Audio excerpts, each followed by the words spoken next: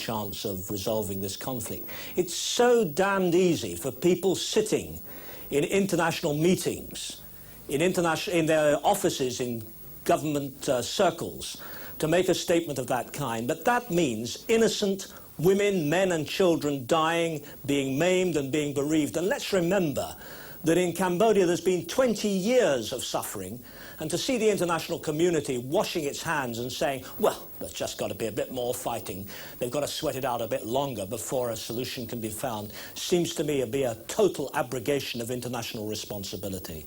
I think the main cynicism in all this tragic affair is among those who on one side say they are in favor of peace and national reconciliation, but on the other hand either provide arms or accept arms deliveries to the Khmer Rouge. Thank you, Minister. And now over to Stephen Erlinger in Bangkok. You've reported that the war effort of the so-called Cambodian resistance is being coordinated by a secret group in Bangkok. Can you tell us about that?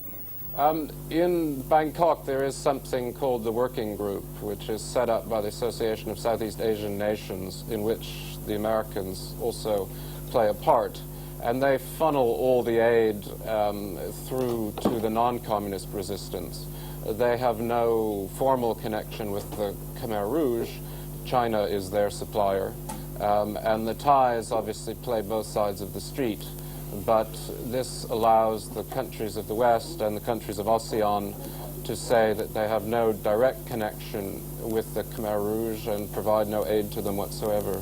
Stephen, are you implying that this is another CIA secret war? This is certainly a war that's funded by the CIA with secret money.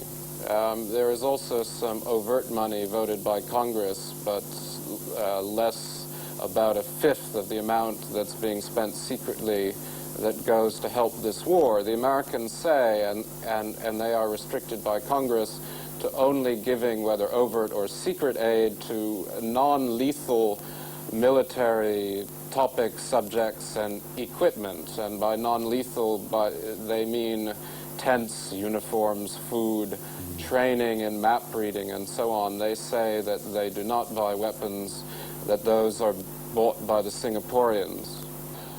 Stephen, in Bangkok, are the Americans still fighting the Vietnam War? Oh, I suspect not so much in Bangkok, but I think a few of them in Washington still are, yeah.